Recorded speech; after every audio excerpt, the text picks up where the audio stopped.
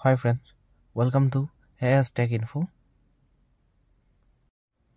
ৱাংলা কোন ঠাইৰ শস্য চপোৱা উৎসৱৰ ভিতৰত এটা বড়ো, গাৰো, সোণোৱাল কছাৰী, জয়ন্তীয়া।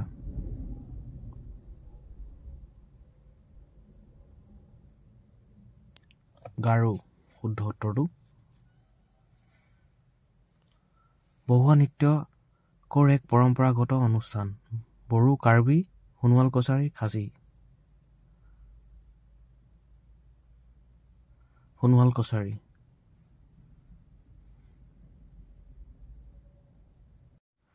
ভূপেন হাজৰিকাই কোনখন চলচ্চিত্ৰত শ্ৰেষ্ঠ সংগীত পৰিচালনাৰ বাবে ৰাষ্ট্ৰীয় বঁটা লাভ কৰিছিল? বৃষ্টি, চামেলি মেমচাব, মন পাৰিজাত, ওপৰৰ এটাও নহয়। চামেলি মেমচাব। গড়দৌল ক'ত অৱস্থিত? শিৱসাগৰ, গোৱালপাৰা, তেজপুৰ, ইটানগৰ। শুদ্ধ উত্তৰটো হৈছে তেজপুৰ।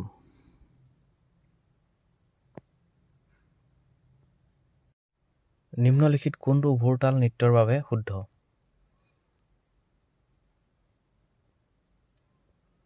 ইয়াৰ শুদ্ধ উত্তৰটো হৈছে খ।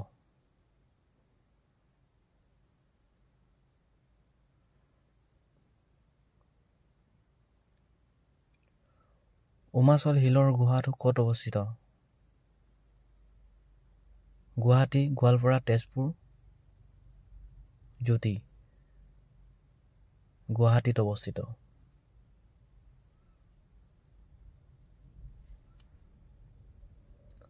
শ্ৰীসূৰ্য পাহাৰৰ এটা গুৰুত্বপূৰ্ণ বৈশিষ্ট্য।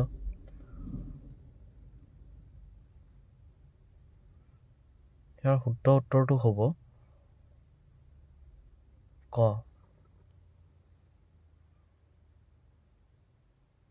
আলি আই লৃগাঙৰ বিষয়ে কোনটো শুদ্ধ?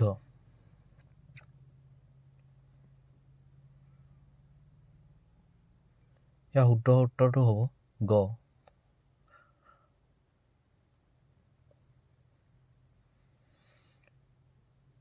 বুচু উৎসৱ কোনে উদযাপন কৰে? ডিমাচা, অৰনীয়া কছাৰী, কাৰ্বি, এটাও নহয়। ইয়াৰ শুদ্ধ উত্তৰটো হৈছে ডিমাচা।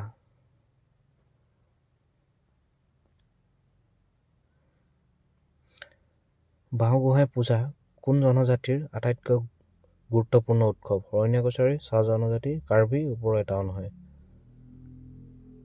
শুদ্ধ উত্তৰটো হৈছে ক, অৰনীয়া কছাৰী।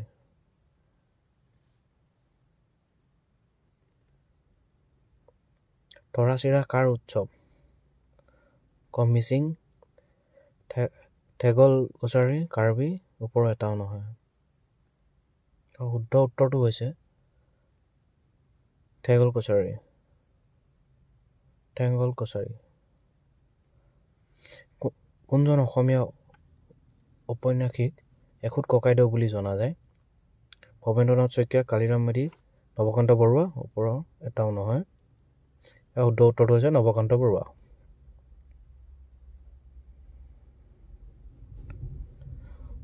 জন্মৰ ৰহস্যৰ লেখক কোন? শংকৰদেৱ, মাধৱদেৱ, ভট্টদেৱ, অনন্ত কণ্ডলী। ইয়াৰ শুদ্ধ উত্তৰটো হৈছে মাধৱদেৱ।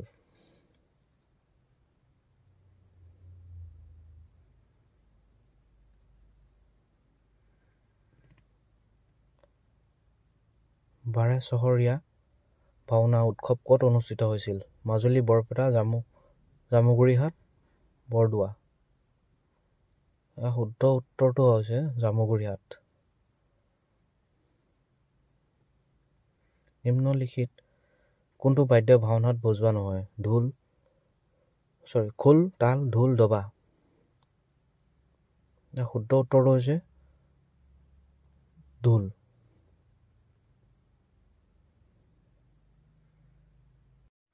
সংগীত নাটক একাডেমীৰ দ্বাৰা সত্ৰীয় নৃত্য কেতিয়া শাস্ত্ৰীয় নৃত্য হিচাপে হৈছিল?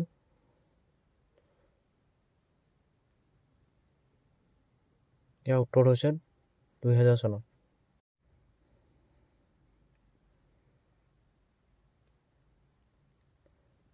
ভাৱায়াৰ কৰ লোকগীত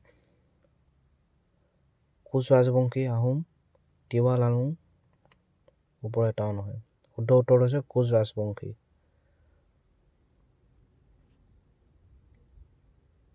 ব্ৰজবুলি ভাষা অসমীয়া আৰু কি ভাষাৰ সংমিশ্ৰণ বঙালী হিন্দী উৰিয়া মৈথিলী শুদ্ধ উত্তৰটো হৈছে মৈথিলী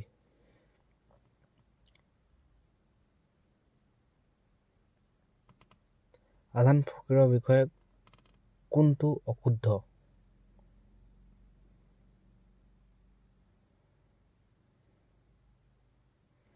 তেওঁ আৰৱৰ পৰা অসমলৈ আহিছিল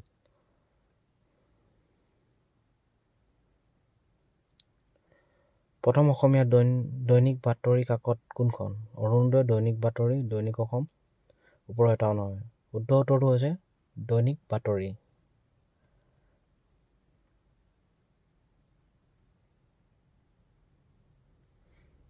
ভিডিঅ'টো চোৱাৰ বাবে ধন্যবাদ ভিডিঅ'টো ভাল লাগিলে আপোনালোকে লাইক শ্বেয়াৰ এণ্ড ছাবস্ক্ৰাইব কৰি দিব